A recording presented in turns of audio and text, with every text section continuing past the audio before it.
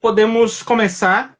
Obrigado, antes de mais, pela presença de vocês, por terem aceito o convite de participar desse momento de conversa, de diálogo. E aí eu vou pedir para vocês se apresentarem.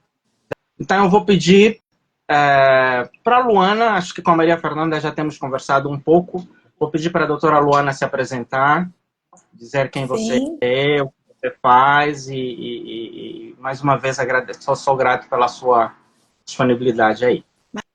imagina. Primeiro eu agradeço o convite. Quando a Maria falou comigo, eu já topei na hora, porque eu acho que esses temas que envolvem essa questão racial, que é tão próximo para todos nós, né?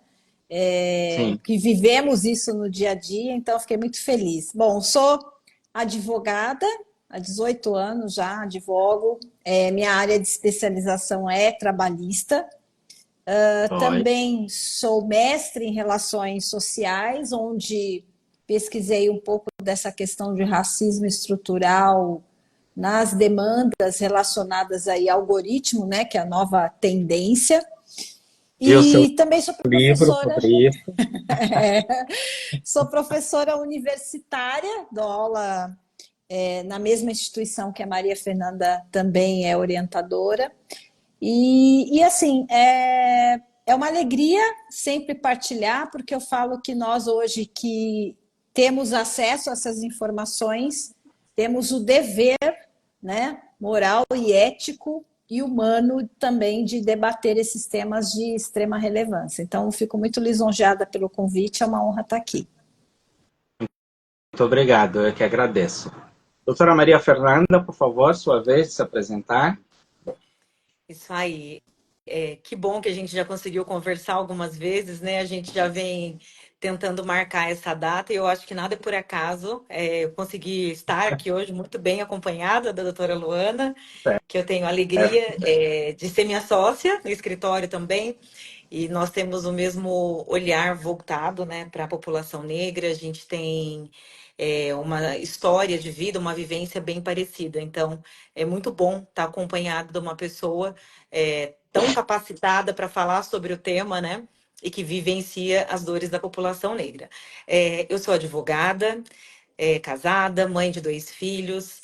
Atualmente sou como presidente da Comissão da Verdade sobre a Escravidão Negra do Brasil, aqui na OAB de São José dos Campos e Paraibuna. Recentemente, como conselheira, né, do CONPIR, que é o Conselho Municipal de Promoção à Igualdade Racial da Prefeitura Municipal aqui de São José dos Campos. E a minha mais nova paixão, de 1 ano e meio para cá, sou orientadora jurídica na Faculdade de Direito, que foi um feliz presente que eu ganhei na minha vida, né? Em trabalhar com alunos de 4º e 5º ano da Faculdade de Direito. Que legal, que bacana.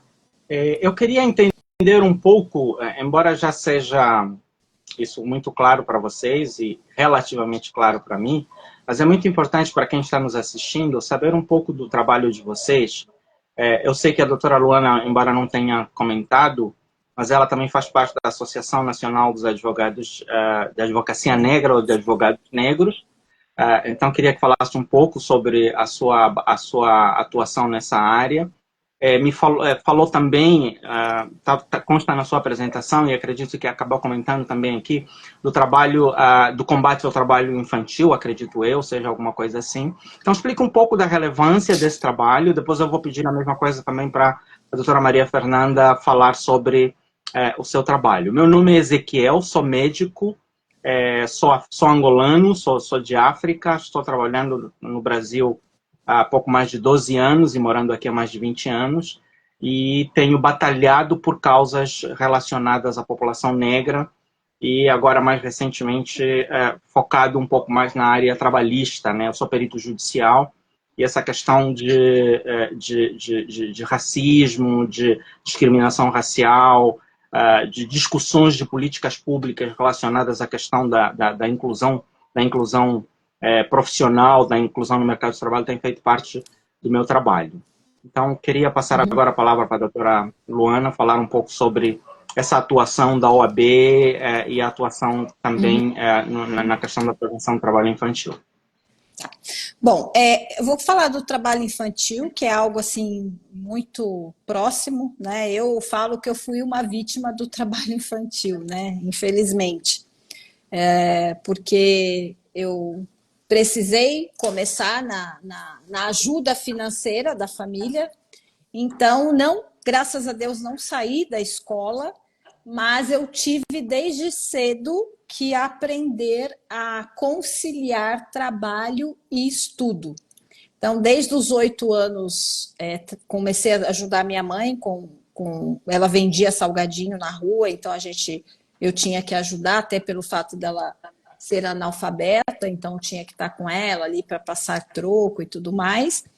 E aí, depois, né, sendo advogada, esse tema se tornou especial porque, infelizmente, no nosso país nós temos uma cultura, né, que diz que é bom trabalhar, que a criança que começa a trabalhar cedo, ela já aprende o valor do dinheiro, aprende responsabilidades, mas a gente escuta isso, né? Agora, perguntar para quem vivenciou é outra realidade. Então, faço parte hoje desse grupo de pesquisa e assim, então, para realmente combater e estudar as razões, né? E o Brasil, infelizmente, ainda está muito atrasado nesse tema, e eu até digo que está, de certa forma, retroagindo no avanço, porque algumas falas vêm nesse sentido, inclusive, de tentar reduzir a idade de trabalho, né, do aprendiz, para que isso reduza, porque de 16 para 14, porque seria melhor e tudo mais, mas assim, é uma coisa que eu não defendo, porque é muito difícil, é muito cruel, e a gente, via de regra, já sai na corrida atrasada, na corrida acadêmica, né, por N questões financeiras, situação familiar e tudo mais, e ainda trabalhando, isso acaba desestimulando a criança negra de estudar. E o outro ponto de estar inserida na ANAM, que é a Associação Nacional da Advocacia Negra, né, porque também não é fácil ser advogada negra, né? Passar por uma formação acadêmica jurídica é penoso para a população negra, sim. Eu tenho poucos alunos, e a Maria depois pode confirmar isso, nós temos poucos alunos negros e negras, então ainda vemos essa dificuldade. E aqueles que conseguem, como nós, também no dia a dia, por não ter um apadrinhamento jurídico, por não vir de uma família tradicional jurídica, também tem que montar o seu caminho ali a trancos e barrancos, né? Eu digo que não é fácil você ser uma referência jurídica sendo negra e mulher, né? Eu falo desse lugar porque realmente é difícil. Então, esses dois pontos que eu estou inserida, justamente eu falo que é para abrir caminhos. No trabalho infantil, a reflexão, e sendo membro da ANAM, também essa questão de tornar acessível e ser referência para quem vem depois. Muito bem. Acho que essa visão de saber de onde viemos, conhecer as dores daqueles que passam pela mesma realidade que nós atravessamos e lembrar de estender a mão a esse grupo é uma atitude extremamente nobre. Parabéns pela sua dedicação e somos muito gratos como comunidade negra por pessoas que têm essa trajetória e que conseguem olhar para o seu passado e transformar a sua história em pontes para que outras pessoas não precisem passar por esse vale necessariamente, e se estiverem passando, tenham alguém que lhes estenda a mão. Parabéns por essa dedicação. Imagina. É algo que várias vezes a gente reclama de ver pessoas que ascenderam socialmente, tiveram conquistas, mas acabam se esquecendo dos seus locais de origem. Uhum. Maria Fernanda, doutora Maria Fernanda, agora é com você. O que você faz nessa comissão? A minha curiosidade maior é sobre a comissão de escravidão, e o conselho eu conheço um pouco o funcionamento, mas é bom também falar para que as pessoas entendam qual é o papel que ele tem, como é essa questão da participação social, como é essa questão da contribuição da comunidade para a discussão das políticas públicas e também a fiscalização do seu cumprimento. Uhum. Começar falando pela CVEMB, né? É uma comissão extremamente importante e necessária. Ela tem um olhar voltado para a escravidão negra no Brasil, para a nossa parte histórica. Embora a gente fale muito do racismo, o racismo estrutural, o racismo que é tão conhecido, né, nosso ali do dia a dia, é importante pararmos, conhecermos a história real, né, do nosso país, da escravidão, porque o que a gente aprende na escola, né, é uma história muito diferente do que aconteceu, né? As pessoas falam de escravos, mas não entendem que não são escravos, são pessoas que foram sequestradas da África, arrancadas de suas famílias, né, trazidas para cá e colocadas, né, nessa situação de escravidão. São pessoas que tinham família, tinham origem, né? Então eu acho que quando a gente olha para trás e compreende o nosso passado, não que vá justificar o racismo, mas quando a gente começa a entender todo o contexto histórico e quando a gente conhece o problema, eu acho que é mais fácil da gente combater. Eu acredito nisso. E essa comissão tem a busca desse resgate histórico, especialmente em relação à memória, né? Até isso foi tirado da população negra, o direito à memória, né? Sim. A verdade e a reparação histórica, né? Então a gente passa por esse caminho, olhando a história, buscando na memória e mirando o futuro, como que a gente pode contribuir a favor da população negra, né? Buscando meios para promover a reparação histórica que é tão necessária para a nossa sociedade. Então, é isso que a CVEMB busca, essencialmente, né? É o direito à verdade, à memória, à justiça e à reparação histórica e social. Ela é E vinculada a que instituição? da própria OAB. É da própria Da OAB. própria OAB. Ok. Isso. Na OAB São Paulo, ela é uma comissão permanente, já é, né? Na cidade de São Paulo, na seccional, e algumas subseções do estado de São Paulo e de outros estados também conseguiram instalar a comissão. E para a gente aqui em São José é um grande avanço ter conseguido, e a comissão se mantém firme, com 15 integrantes. É algo que a gente tem muito orgulho. Joia, que bacana. A OAB tem desenvolvido um trabalho, assim, do ponto de vista constitucional, tem zelado muito por esse papel de equilíbrio, né? Que acredito que muitas pessoas acabam não conhecendo esse papel, conhecem o papel do advogado, mas não necessariamente o papel da OAB. Então, ao longo das nossas conversas, se vocês puderem trazer também isso à tona, no meio dos assuntos que formos abordando, acho que vai ser muito interessante, porque eu, pelo menos como estrangeiro, só agora, depois de 18, 20 anos, eu comecei a entender um pouco mais esse papel da OAB, que até então não era claro para mim como instituição. Como funciona, e realmente, eu acho que é algo até inovador, trazer pautas raciais, e a gente tem total apoio, especialmente aqui na cidade que nós estamos, São José dos Campos, tem uma diretoria ativa que proporciona, né, nos dá abertura para sempre que possível trazer as pautas raciais para todos os eventos, né? Inclusive no próximo sábado, não, dia 3 no dia 10 vai ter o Congresso da Jovem Advocacia, e algo que me trouxe muita alegria, vai ter um painel específico para as pautas raciais. Então, começar a falar com os jovens advogados que estão se formando ou prestes a se formar e trazer a pauta racial para dentro da UAB, eu acho que é um avanço incrível. Com certeza, com certeza.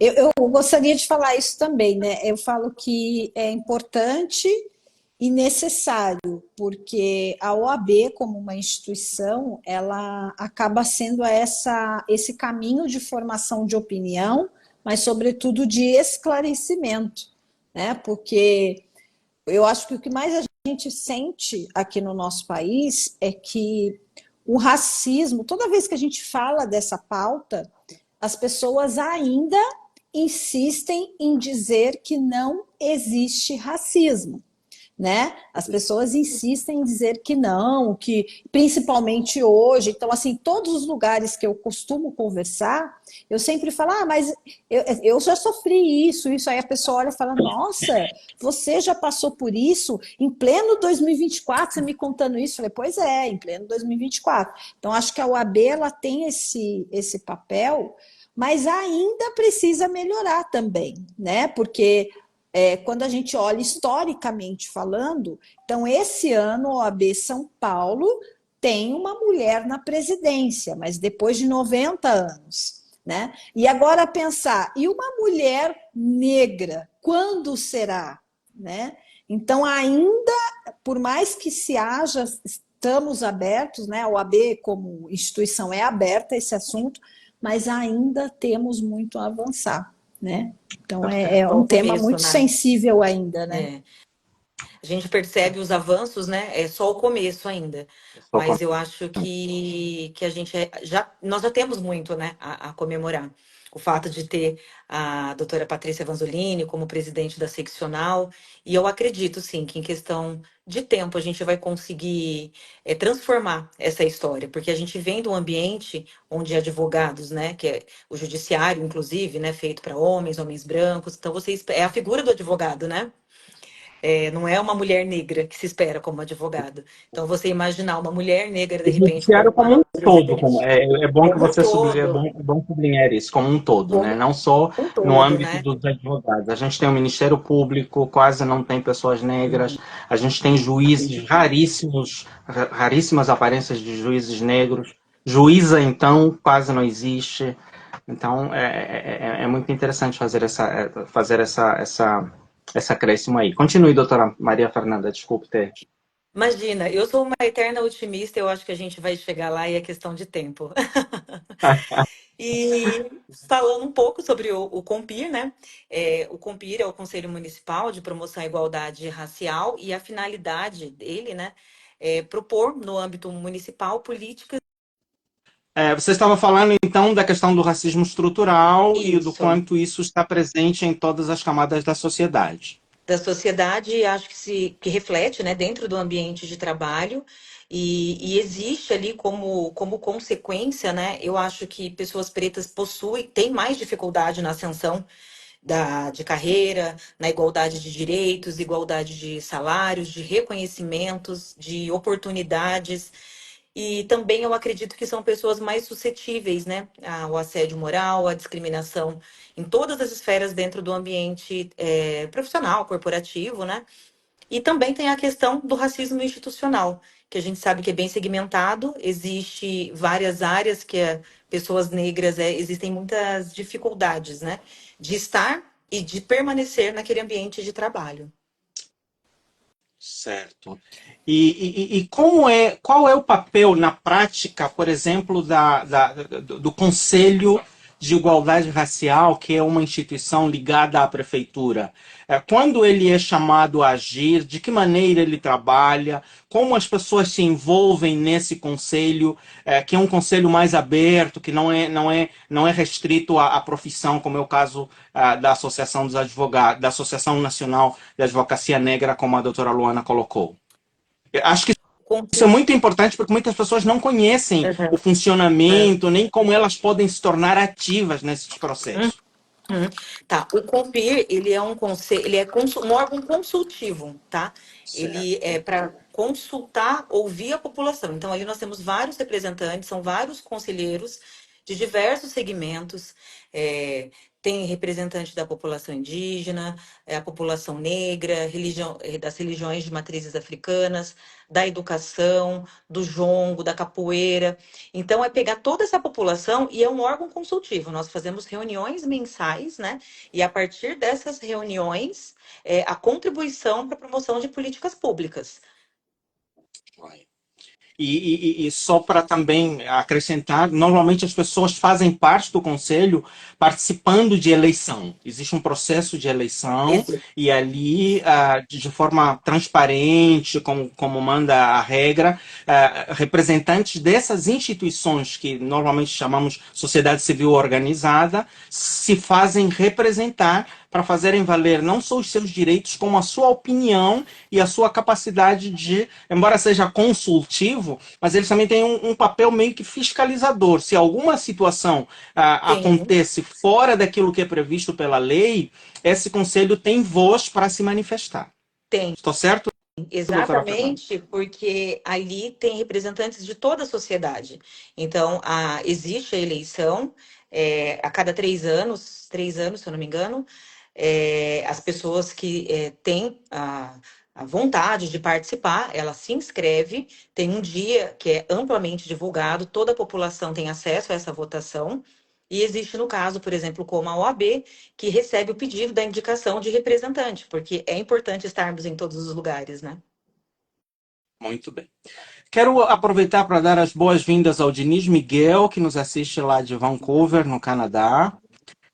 Felipe Alciprete, se você puder nos dizer, Felipe, de onde está nos assistindo, seria muito legal, a gente ficaria muito feliz.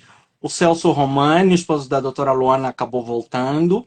Tem também a Jailane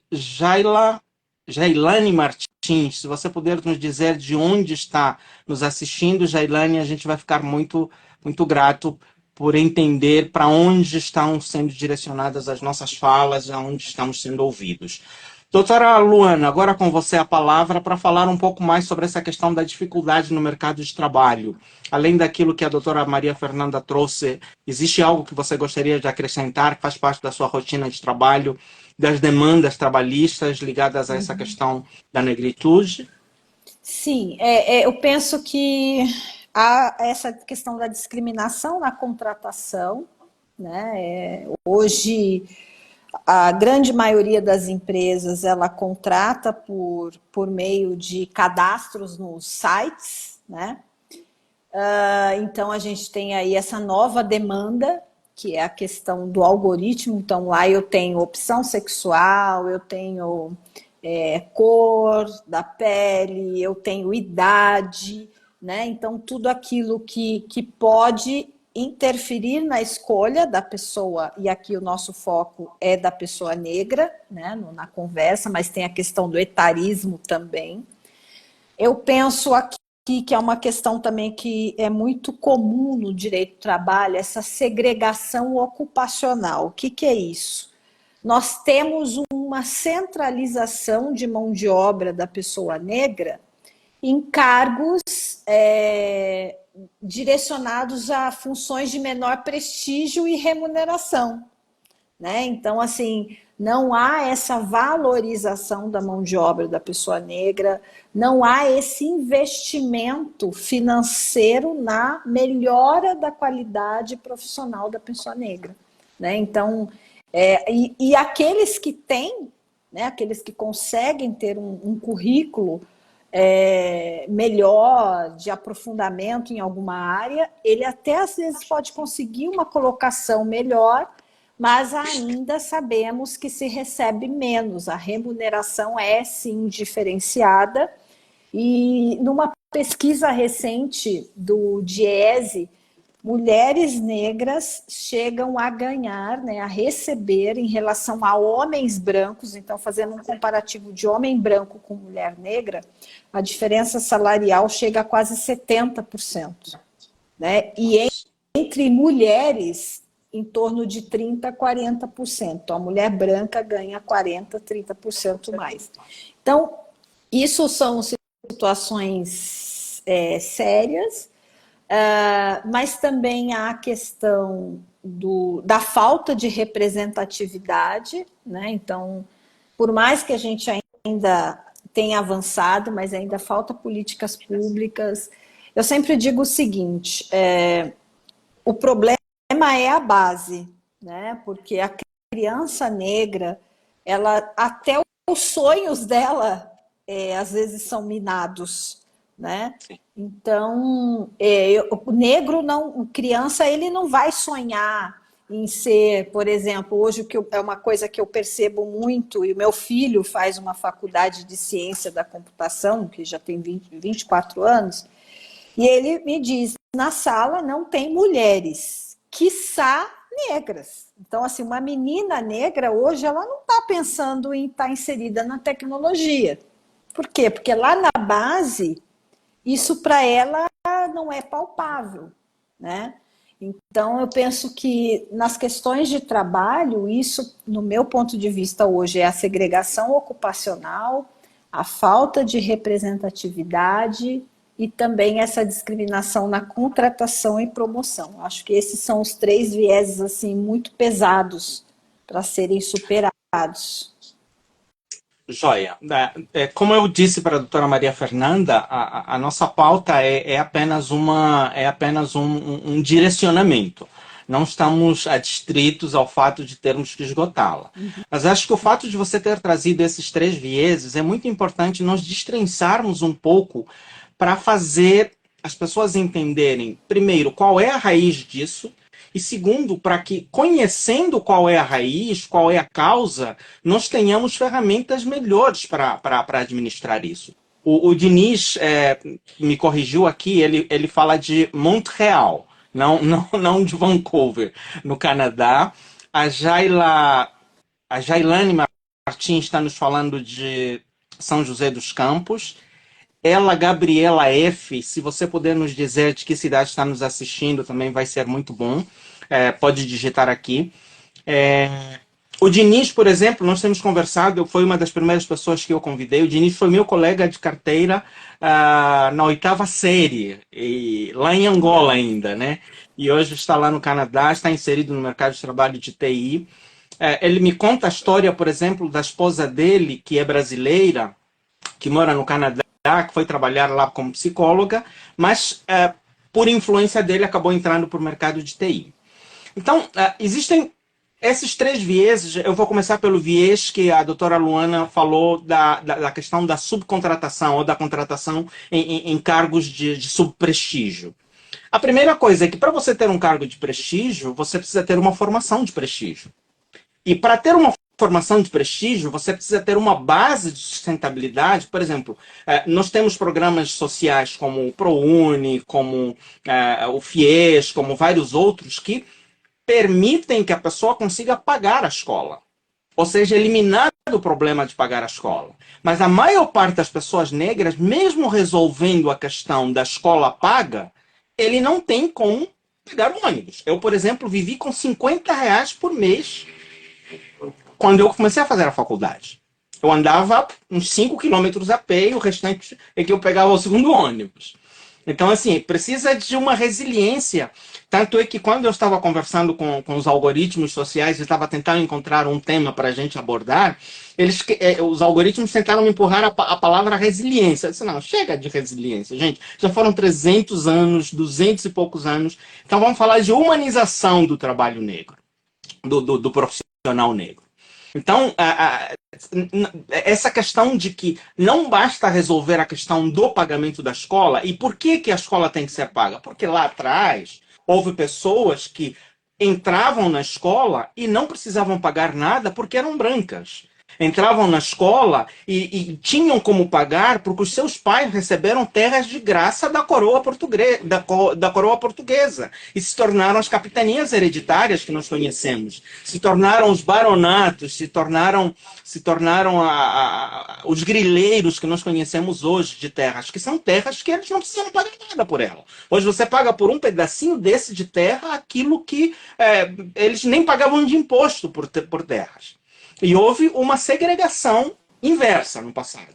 Então, houve a lei do boi, houve a lei do vagabundo, houve várias outras leis que permitiam que pessoas que não eram pretas tivessem acesso e facilidades para estudarem. Então, hoje, precisa-se fazer esse caminho inverso para tentar corrigir isso. Esse é o primeiro grau de segregação, que é a subcontratação. Você só vai conseguir fazer uma faculdade boa se você tiver uma retaguarda boa. Você só vai fazer uma faculdade boa se você tiver como pagar essa faculdade boa. E como pagar se o seu tataravô não teve terra, não teve casa, teve que ir para o morro quando acabou a escravatura, e depois de tudo ele ficou sem formação, sem uma conta bancária decente, sem nada. Então, essa questão é importante entender que existe uma causa, existe uma raiz. Porque muitas pessoas ainda hoje têm a petulância de falarem em mimimi, de racismo inverso, disso, daquilo. Então, assim, não entendem isso, porque isso não foi ensinado na escola. Na escola, a escola ensina o lado negro, o lado da escravatura, o lado folclórico, o lado da cultura, mas existem coisas que foram muito cruéis que aconteceram. Isso vale para o preto, isso vale para o indígena, e para outros segmentos também de minorias. Esse é o primeiro recorte. O segundo recorte, doutora Luana, só me lembra aí, qual é o segundo que você mencionou aí? Essa questão da diferença salarial, a remuneração. Diferença salarial. Essa aí eu vou deixar para vocês, porque é a praia de vocês legal. Eu vou falar da terceira que eu me lembrei, que é a questão de não ter representatividade. Também. Então, assim, o que havia e ainda existe até hoje de representatividade do negro, você olha o negro, você vai para uma faculdade, vai para um prédio público, o que o negro faz? Limpa o chão, limpa a privada, carrega o saco de lixo. Se você leva o seu filho negro para um espaço como esse e olha para aquelas pessoas, onde é que ele vai se espelhar? Até há pouco tempo não existiam bonecas negras, e as crianças pretas não tinham como brincar com alguém. Não haviam réplicas de Barbie negra, não haviam réplicas de Thaís Araújo negra, de Angela Davis, de astronautas negras. Tudo isso era colocado debaixo dos panos. Então, assim, a representatividade tem um papel muito grande no sentido de que alguém olha para você e diz: eu quero ser como esse cara. Eu vi uma vez um rapaz, um jovem, de meia idade, da idade entre 18 e 23 anos, quando ele me viu atendendo ele, eu sendo médico e negro, eu via os olhos dele brilhando. No final, ele me apertou a mão e disse: obrigado por ter alguém parecido comigo me atendendo. E recentemente estava conversando com uma advogada que disse que a primeira vez que ela está começando a trabalhar agora em ter uma rede de ser atendido por pessoas semelhantes, e isso não é segregação, é no sentido de identificação, de entender aquilo que a pessoa passa. E ela disse que a primeira vez que viu um médico negro, ela ficou uns 10 minutos muda, absolutamente silente, porque não estava acreditando. Sabe aquela coisa de você andou e vem um oásis e diz: não estou acreditando que tem água aqui no meio do deserto. E essa foi a reação dela. Isso foi numa conferência de inovação. Então, assim, como alguém que varre o chão e carrega lixo vai pensar em TI? Então, por isso é que trouxemos os exemplos aqui. Um dos primeiros exemplos que trouxemos foi do Diniz, que trabalha na área de TI. E para quem está nos assistindo, depois de amanhã e na sexta-feira, na quarta e na sexta-feira, voltaremos a falar e falaremos muito sobre inteligência artificial, sobre como as pessoas, não só brancas, como também negras, podem aproveitar essas oportunidades. Eu vou deixar o terceiro recorte para... Pode falar, doutora Luana, por favor. Só para não deixar passar uma coisa que eu acho que é importante também. Essa questão da referência, né? Hoje nós estamos lá no direito, e a Maria já ouviu, eu também já ouvi, né? Alunas chegarem e falar assim: nossa, que bom ver vocês aqui, porque a gente se sente representada. Então, isso de fato acaba sendo ali um estímulo, né? E outra coisa, o acesso ao pagamento do curso, o acesso à faculdade, é muito bem-vindo. Eu acho que a gente precisa realmente ter isso. Mas o que também a gente percebe? Quem acessa não teve uma base. E eu digo isso porque eu vivi isso na minha graduação, né? Você precisa superar tanto baixa autoestima, você se sente ineficaz, você às vezes se sente incompetente academicamente falando. Por quê? Porque você chegou lá na faculdade, mas você não teve um caminho igual. E aí, eu sempre falo isso, essa questão das cotas, do acesso, da política pública é muito bem-vindo. Mas não é ainda o suficiente para manter esse jovem até o final. Porque é preciso viver uma guerra diária interna para superar esse trauma racial, né? Porque muitas vezes eu ouvi isso, eu passei por situações também no mestrado, por ser um mestrado de difícil acesso também para pessoas negras, mais elitizado. Então você chega no ambiente, mas além da questão de competência, você tem que também driblar aquela voz interna que vem, a gente sabe de onde, é algo muito antes de nós, que você parece que não pertence àquele lugar. Então, acho que isso também é um desafio que a gente enfrenta como pessoa negra. Eu concordo. Queria complementar que agora que você disse sobre o pertencimento, eu acho que ele é muito diferente da inclusão. A gente escuta muito a inclusão, a inclusão, a inclusão, e não o pertencimento, né? Enquanto sociedade, nós vivemos em pares e a gente precisa se reconhecer nos ambientes, né? Então, como foi muito importante para mim, logo que eu entrei na faculdade, a aluna me parou na escada, me deu um abraço e dizer como era importante para ela me ver ali. E aquilo teve um impacto tão profundo em mim que eu comecei a buscar algumas referências e eu percebi que existia uma parte apagada da minha memória.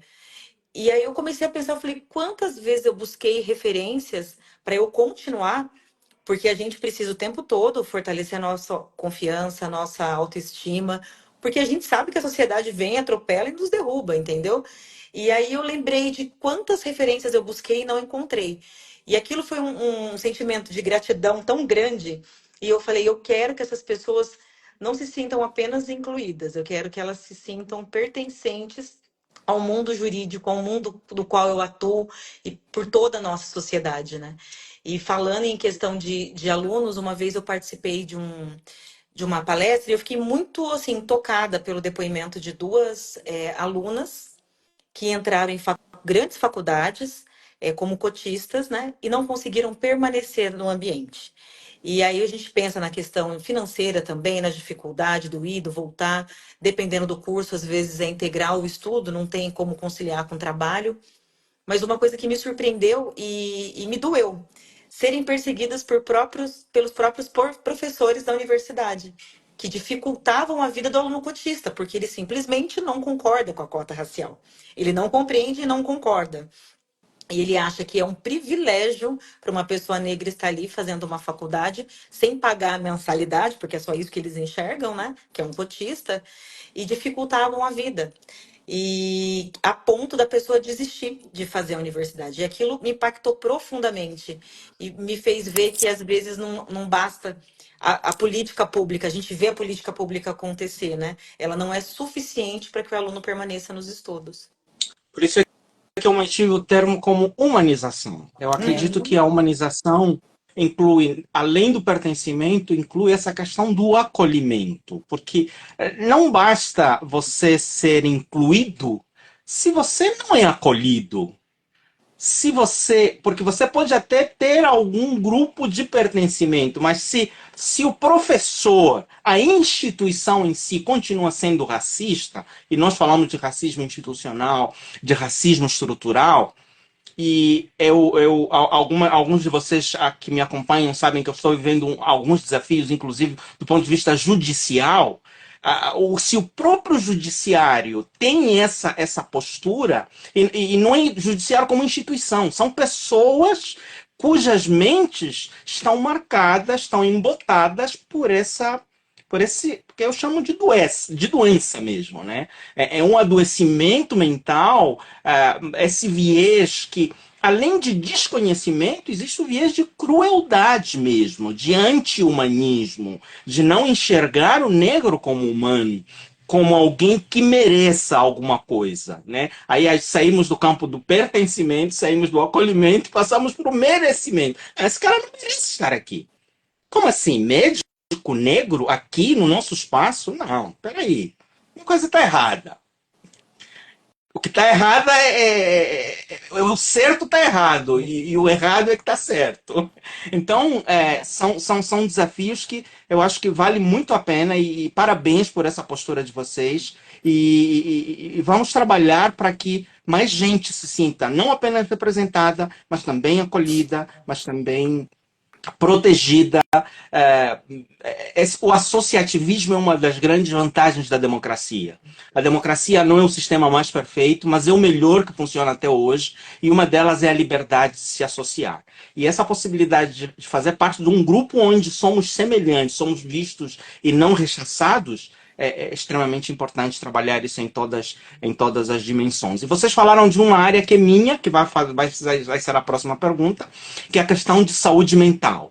Gostaria de recomendar, eu escrevi um livro chamado Como Superar os Traumas da Afrodescendência. Eu nem usei a palavra racismo, porque quando eu escrevi esse livro há 4 anos atrás, se colocasse racismo no Facebook ou no Instagram, era bloqueado automaticamente. Então, tive que colocar traumas da afrodescendência. Então, vocês veem que a doutora Luana pesquisou bastante sobre isso e deve entender isso. Se em 2024 ainda é essa a realidade, pensa há 8 anos atrás.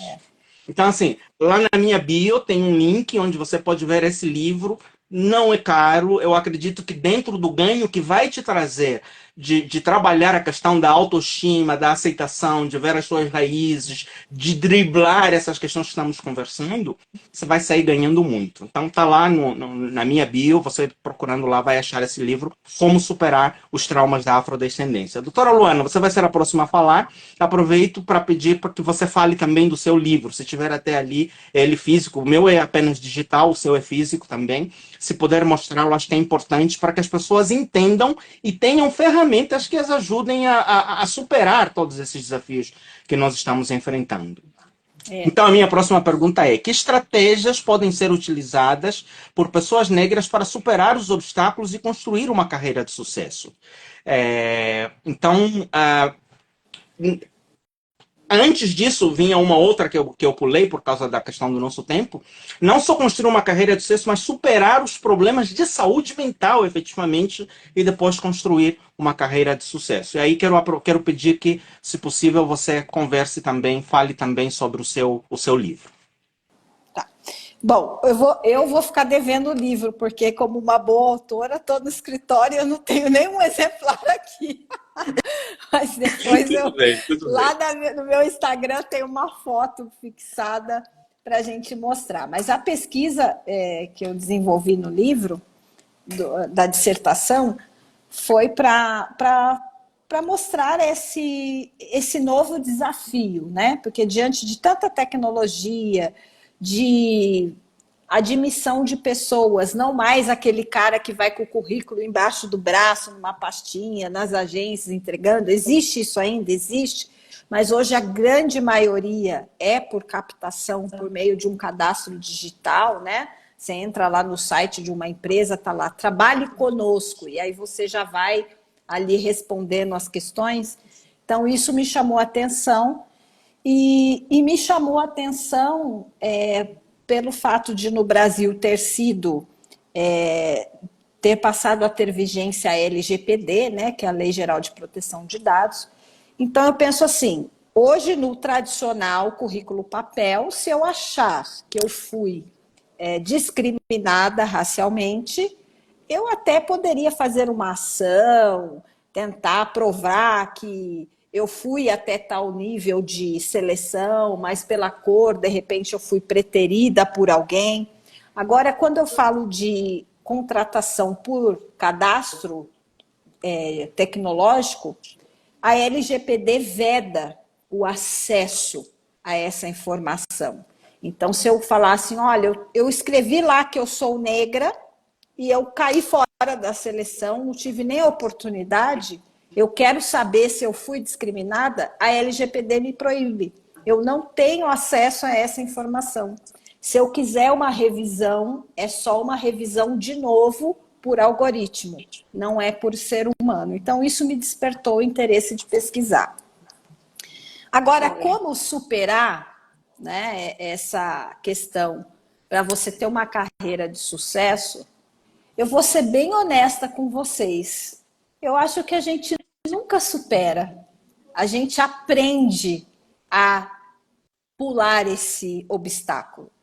Porque eu digo isso, eu tenho 18 anos de advocacia e tem situações que eu ainda vivo dificuldade por conta de ser mulher, por conta de ser negra, né? Ou às vezes eu escuto, isso é muito normal, mas você não é negra. Ou seja, eu não tenho nem o direito de dizer que eu sou negra, né? Até isso querem me roubar. Não, você não é negra, você é branca, né?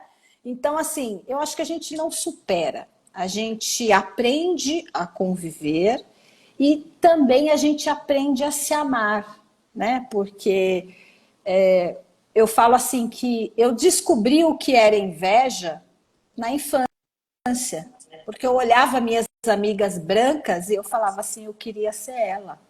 Isso é inveja. Você não se aceitar e você querer viver a vida do outro. Então eu tive que fazer esse trabalho de volta, né, que por muitos anos eu neguei a minha origem, eu negava o que eu vivia, eu não queria pensar nas dificuldades. E aí, para construir uma carreira, eu tive que voltar nesse lugar de dor, eu tive que aceitar, para daí eu me abastecer de força e seguir. Então, acho que é isso que me faz. E eu digo sim, com a boca cheia: eu sou uma pessoa de sucesso.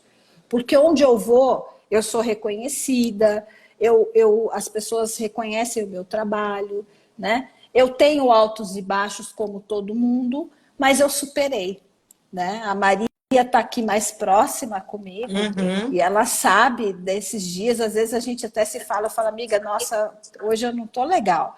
Mas por quê? Porque é isso mesmo, é vencer dia a dia, porque essa questão é muito culturalmente enraizada. Então, é por isso que eu falo para vocês que o racismo ele é muito cruel, ele é muito doloroso, mas ele também, quando aceito, revisitado para nos fortalecer, ele é muito potente. Porque aí você vai encarar a pessoa e a sociedade com essa força para mostrar o seu valor. E eles vão reconhecer, quer queira, quer não. Uhum. Joia. Muito obrigado. Quero também dar as boas-vindas aqui à Tânia, que nos fala de algum lugar de Minas Gerais, que eu não lembro exatamente que lugar de Minas Gerais. Ela está aqui como Conto, Canto, Contos. É a Tânia, eu lembro dela porque falamos antes disso. Lidiane, Luana é pura inspiração. E ela também falou, a Lidiane Maciel, que time. Obrigado, obrigado. Apesar de ser um time virtual, se você reconhece como tal, a gente aceita. Fábio, o Fabiola Pereira, RH, seja bem-vinda. Essa também eu sei, eu vi o seu e-mail de confirmação, você também sei que é de Minas. Se não estou em erro, é de alguma coisa da Santa Casa, do RH da Santa Casa de Minas. Solde Oliveira. Se vocês puderem nos digitar aqui nos comentários de que lugar vocês são, vai ser muito legal, porque, como já dissemos, isso nos ajuda a entender quem está nos ouvindo. José Lima, advogado, provavelmente, ADV deve ser de advogado. Obrigado, doutor José Lima, por nos prestigiar com a sua presença ali. E a próxima pergunta, então, José Felipe Alcipetri voltou e está sempre aplaudindo para a gente. Muito obrigado. Obrigado mesmo. A doutora Luana acabou de falar de algo que eu acho maravilhoso. Belo Horizonte, Conto Cantos, de Belo Horizonte. Lidiane de São José dos Campos. Embora no começo tenha dito que a gente não supera, é algo que a gente vai vencendo, mas existem duas coisas que são extremamente importantes que ela mencionou aí e que eu vejo que as pessoas fogem disso. Isso não é um privilégio só dos negros, é um privilégio de qualquer pessoa que tenha que enfrentar algum desafio de natureza emocional. É voltar para o lugar de dor. Esse é um caminho doloroso, mas necessário. Gabriela Bellini, advogado, também seja bem-vinda, obrigado por nos prestigiar aqui. Gente, não tem um outro caminho se não dar um passo para trás para você tomar o impulso. Se você se nega a olhar para a pessoa que está no espelho, é como você olhar para o espelho e dizer: não estou feliz com o que eu estou vendo diante do espelho. Só que só tem um jeito de você melhorar aquilo que está diante do espelho. É você olhar, aceitar olhar aquilo que está diante do espelho. Agora, se fizer como aquela história, espelho, espelho, espelho meu, existe alguém mais linda do que eu, e quando o espelho disser não, você for lá e quebrar o espelho, acabou, você não vai ter oportunidade de se olhar no espelho. Tá certo? Então, assim, eu acho que esse é o grande segredo. Voltar para o lugar de dor e dizer, doia ou não, tanto quanto isso doer, mas é meu, faz parte de mim. E o problema, no meu livro eu falo muito sobre isso, a gente vive às vezes tentando colocar a culpa no branco, colocar a culpa no outro. A gente perde mais tempo e colocando ele no pedestal de novo, colocando ele Só que nós precisamos ser sujeitos da nossa própria história. E só existe um jeito de ser a protagonista da sua própria história. Voltar para o lugar de dor e dizer, essa dor é minha, eu tenho que enfrentá-la, e é vencendo ela que eu vou vencer a cada dia. Próxima pergunta. Eu concordo. Pode falar, pode falar. Não, achei interessante a sua fala, porque foi um lugar que eu tive que revisitar para me fortalecer. Toda vez que eu tenho oportunidade de falar, eu sempre menciono isso. A criança negra, ela nasce, ela não sabe que ela é negra. E ela não sabe os desafios que ela vai, né, enfrentar, até que ela passa por alguma situação e que ela se encontra naquele lugar que a Luana falou. Queria ser minha amiga branca, porque você já está enfrentando ali uma luta que não é sua, é uma luta histórica, né? E eu tive que revisitar esse passado e não faz muito tempo. É, o meu entendimento, a minha postura, o meu olhar sobre tudo que eu já vivi e o que me transformou na mulher que eu sou hoje é algo muito recente. Uma coisa simples, por exemplo, que uma mulher negra faz, que eu acho que é muito significativo e simbólico, é tirar o alisamento do cabelo e assumir o cabelo afro. E eu passei por esse processo em 2022, faz pouco tempo, né? Então, eu achava que era somente uma questão de estética. Mas depois eu comecei a perceber que não, tinha uma questão racial envolvida. Eu seria muito mais aceita em todos os ambientes, né? Era mais, combinava melhor com os ambientes que eu ia frequentar, um cabelo liso, sempre escovado. E aí foi uma transformação, mas eu tive que revisitar aquela criança que eu fui, tudo que eu passei, passar pelo enfrentamento e saber que dessa dor eu não morro mais. Dessa dor eu não morro. Eu me fortaleço e continuo.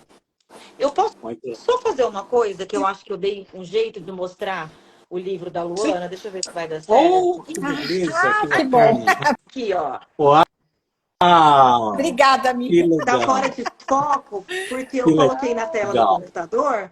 Aí eu falei, vou tentar mostrar a capinha dele. Eu acho que deu certo, dá pra Tá. ver, né? Dá para ver.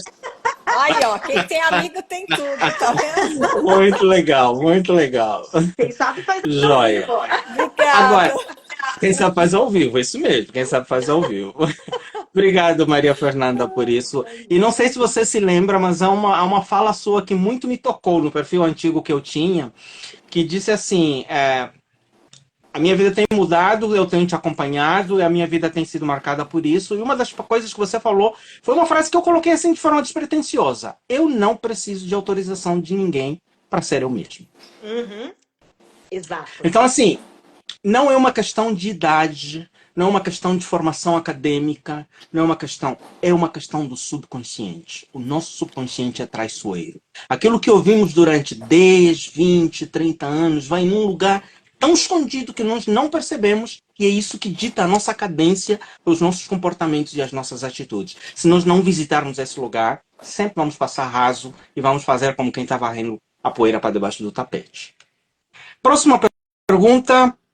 Espero que seja uma das últimas, porque o nosso tempo está bem avançado com as nossas quedas. De que forma, eu vou fazer uma pergunta para cada uma, para a gente adiantar mais. Essa vai ser para a doutora Luana. De que forma as empresas podem promover a diversidade e a inclusão em seus ambientes de trabalho? Bom, primeira coisa, reconhecer que ela precisa ter pessoas negras no seu quadro, né?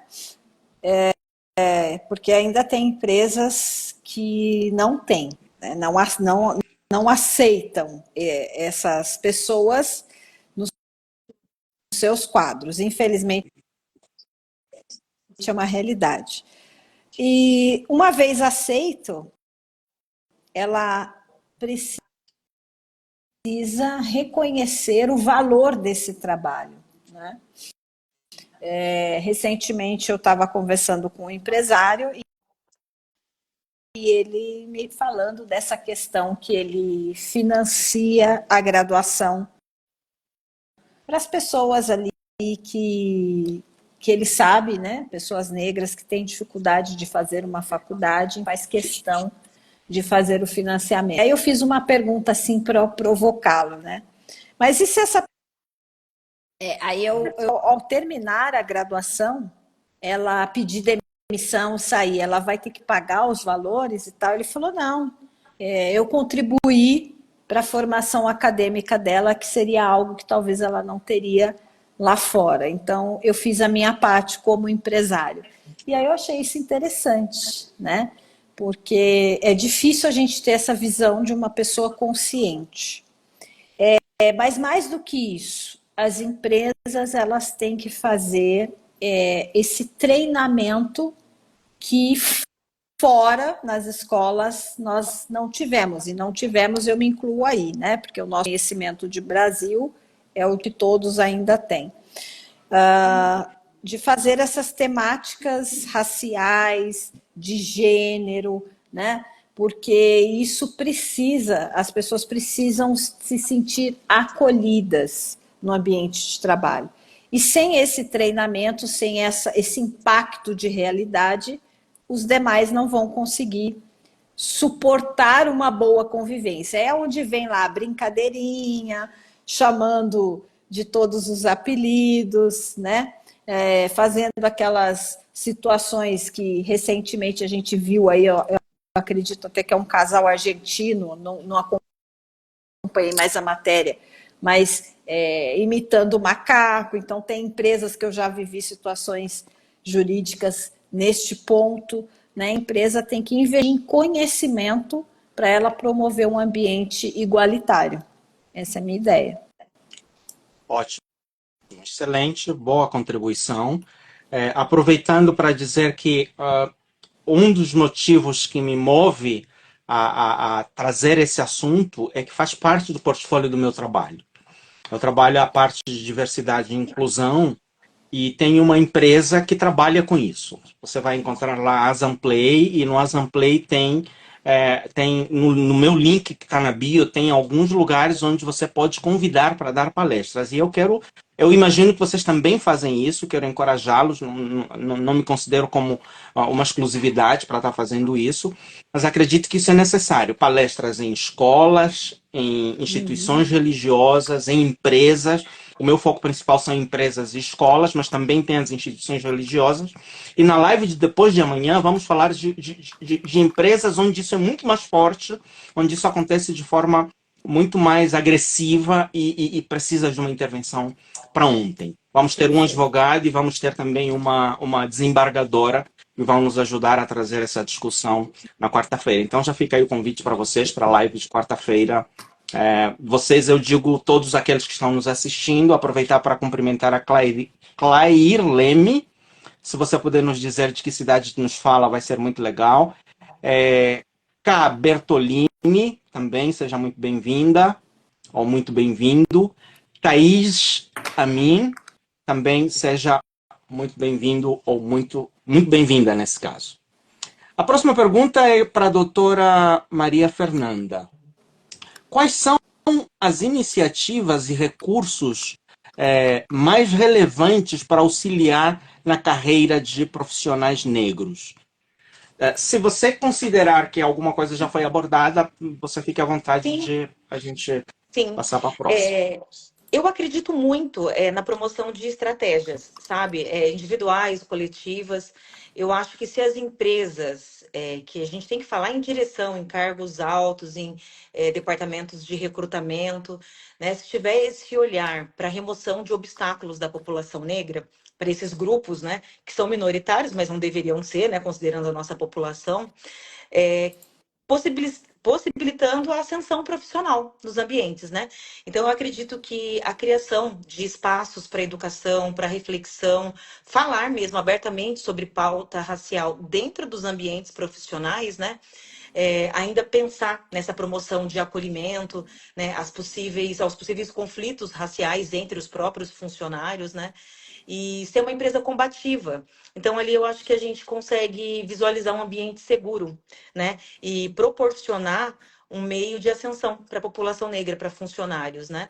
E eu acredito nisso, mas especialmente a capacitação, né, das pessoas que estão ali na posição de poder, os donos de empresa, pessoas responsáveis pelo recrutamento, pela seleção. Eu acredito nisso. Joia. Muito bom. Dentro da nossa estratégia do Asamplay, uma das coisas que nós fazemos é oferecer um pacote de treinamento, principalmente para lideranças, para empresários, e para as empresas que passarem por esse processo de forma satisfatória, elas receberão um selo. Um selo de que são Perfeito. empresas comprometidas com questões de diversidade. Porque empresário, convenhamos entre nós, não importa se é branco, se é negro, se é amarelo, ou de qualquer... ele precisa de três coisas. Uma, empresa que dá lucro.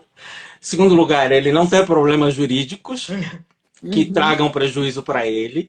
E terceiro lugar, não ter que falir, poder ter sustentabilidade. Então, se esse selo vai trazer credibilidade para ele, e isso gera sustentabilidade, e existem pesquisas, na chamada dessa live, quero aproveitar para cumprimentar a doutora Dora, lá de Jacareí, muito bem-vinda, obrigado. Ela tinha sido uma das pessoas que nós tínhamos cotado para trazer para uma dessas lives dessa semana, mas por questões de agenda, de incompatibilidade, não deu ainda dessa vez.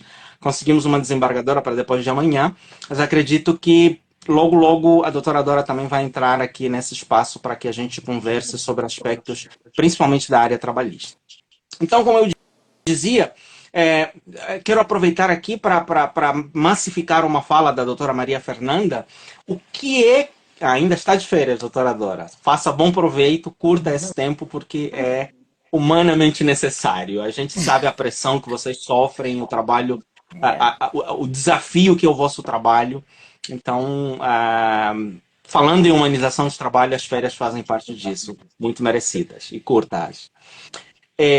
Massificar um pouco daquilo que a doutora, um pouco não muito, o máximo que eu puder, a fala da doutora Maria Fernanda. A gente tem hoje um avanço muito bom que houve, que são os programas que, não lembro agora como é que se chama em português, mas em inglês chama onboarding, que é o...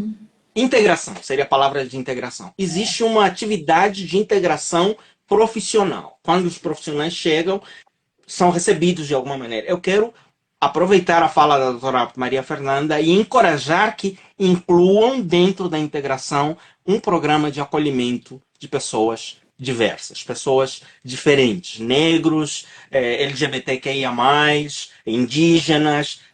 Procurem incluir isso. E eu falo isso por quê? Porque da mesma maneira que é difícil para um empresário pensar sobre isso, também é difícil para o... Se o líder... Existe uma frase que diz, tal é o líder,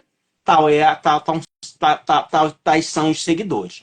Ainda é um tabu. Se é um tabu para as lideranças, quanto mais para a população comum. Se é um tabu para o diretor-geral, para o CEO, como não vai ser tabu pro homem da área de segurança do trabalho? Como não vai ser para o supervisor, para o chefe de equipe? Não tem como não ser. Então, em todos os níveis, esse desafio existe. A próxima pergunta é para você mesmo, doutora Maria Fernanda. Agora é para a doutora Luana, perdão. Como podemos garantir que os serviços de saúde mental sejam culturalmente sensíveis e atendam às necessidades específicas da população negra? Essa é a penúltima pergunta. Vamos fechar com chave de ouro depois com a doutora Fernanda. A questão da saúde mental, eu penso que tem que também ter esse trabalho de acolhimento e integração, até porque, né, é diferente, e o doutor trabalha com essa área, né? As questões que envolvem a pessoa negra, elas são diferentes das questões que envolvem uma pessoa branca, né? Eu penso que a saúde mental do trabalhador negro, ela passa por esse reconhecimento, também da aceitação, e daí, como eu disse, né, vou fazer o caminho de volta, que foi o que eu fiz, para buscar forças para que possamos avançar e continuar em pé. A minha mãe era branca. A minha mãe foi uma pessoa que ela viveu. Eu me lembro da minha mãe, da minha pré-adolescência até já com quase 90 anos, que foi quando ela faleceu, mas sempre foi uma pessoa que teve problemas de saúde mental. Ela teve depressão, que naquela época não tinha esse nome, né? E aí eu lembro que ela vivia com isso, porque ela não tinha condições de, como mulher branca, suportar aquilo que o meu pai vivia negro. E é engraçado, né? Porque o meu marido, às vezes eu falo isso para ele. A minha mãe falava assim: nunca case com um negro, porque é difícil você casar com um homem negro, porque o homem negro ele não vai ter trabalho, né? Ele vai ter uma dificuldade. E era a realidade que a gente vivia. Então, como ela vivia aquilo, ela não queria que as filhas passassem por isso. Olha que coisa maluca, né? Então, era como se ela atribuísse a culpa do sofrimento para essa questão racial. E hoje eu olho isso e eu falo, agora eu entendo algumas falas dela. Mas por quê? Porque não tinha esse tratamento. E ele, como homem negro, vivendo essa situação, também sem apoio, que pudesse ter um tratamento, uma saúde mental ali com apoio médico, porque isso não existia. Então, qual foi a desculpa, né? Qual foi o caminho para amenizar a dor? O alcoolismo, o que é comum também, né? Então, quando a gente fala de saúde mental da população negra, eu penso que a gente fala desse lugar, que o profissional ele tem que ter esse olhar diferenciado, assim como também uma ginecologista, uma dermatologista, né? Por quê? Porque são necessidades diferenciadas, né? Eu tenho essa dificuldade, eu até falo assim, nossa, mas eu acho que eu estou ficando meio... eu estou ficando chata. Tem situações que a gente passa, por exemplo, um dermatologista. Se você não vai numa dermatologista que entende de pele negra, você não sai com um tratamento específico, porque é diferente.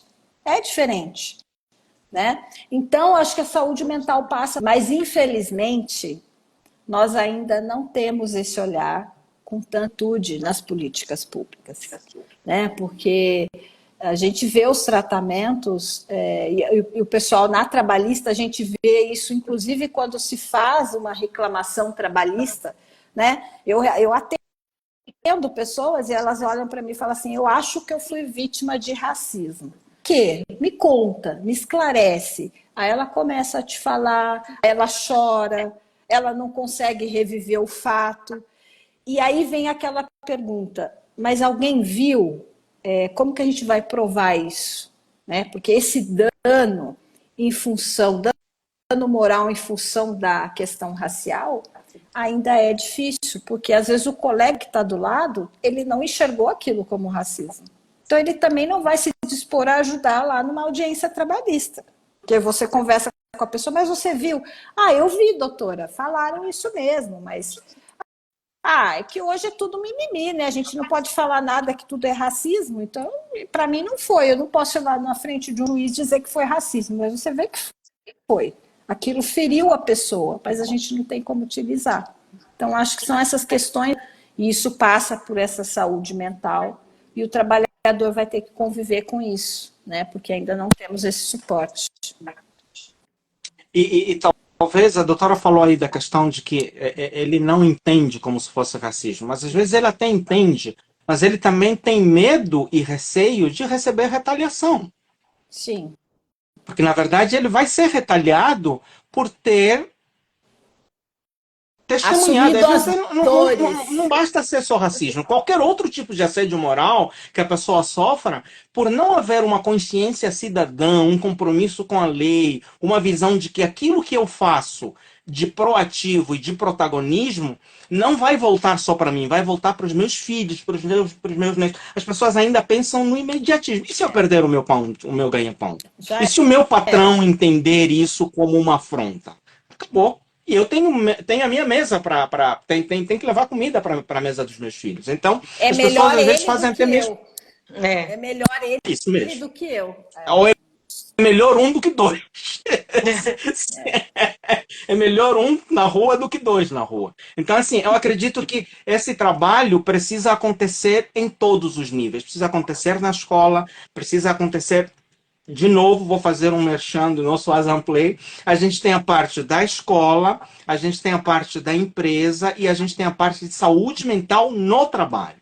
Então, vamos às empresas, fazemos palestras, treinamos as pessoas e também temos um selo de saúde mental. Nós pensamos, inclusive, isso antes de surgir. Felizmente surgiu agora a lei da saúde mental, que ainda está meio perdida, não se sabe como é que se faz, quais são as métricas, quais são. Mas a gente se antecipou nisso. Estamos disponíveis aí para aqueles que quiserem nos chamar para ajudá-los a estruturar isso. Porque, na verdade, é uma questão de consciência cidadã. Doutora Maria Fernanda, você vai fechar com a última palavra. Uhum. Que tipo de políticas públicas você considera essenciais para promover a equidade racial no mercado de trabalho e garantir oportunidades para a população negra?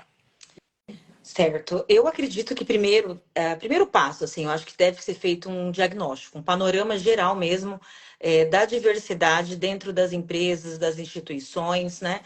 E eu acho que é um dever obrigacional do comprometimento da liderança com a pauta racial. Eu acho que não é um caminho que é uma opção. Eu acho que é uma obrigatoriedade de ser tratado dentro de todos os ambientes, especialmente nos ambientes, né, nas empresas, que, como a doutora Luna comentou, existem muitos problemas, funcionários, né, que saem das empresas, que passaram por um processo de demissão, sabem muitas vezes da discriminação que sofreu, né? E aí, quando você vai ver aquela cultura, a estrutura daquela empresa, né? É uma empresa que já apresenta vários problemas. Você conversando com outras pessoas, você descobre que é algo recorrente. Então, assim, eu acho que esse diagnóstico tem que ser efetivo. Deve haver esse olhar para todas essas empresas e tem que ser tratada para a pauta racial, eu acho que ela é urgente. Ela não pode ser deixada para depois, né? Jogada para debaixo do tapete, né? E é necessário a implementação de metas e de cotas raciais em processos de recrutamento, de seleção, de contratação, né?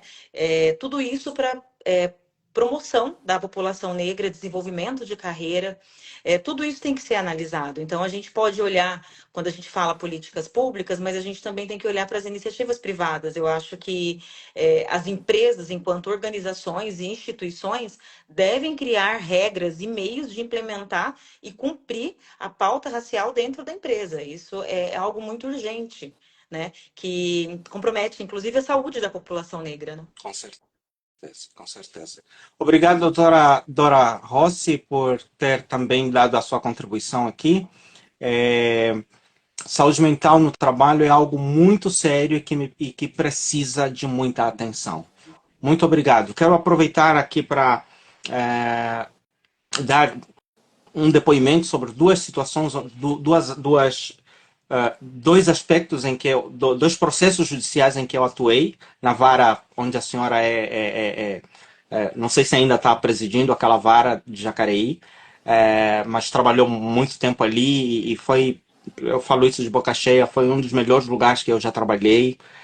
Foi uma das experiências mais humanizantes, tanto na maneira como a doutora Dora trata os seus auxiliares, no caso eu como auxiliar do judiciário, como perito judicial, como também a maneira como conduz os processos. E uma das coisas que mais me marcou foi de uma menina preta, pobre e gorda.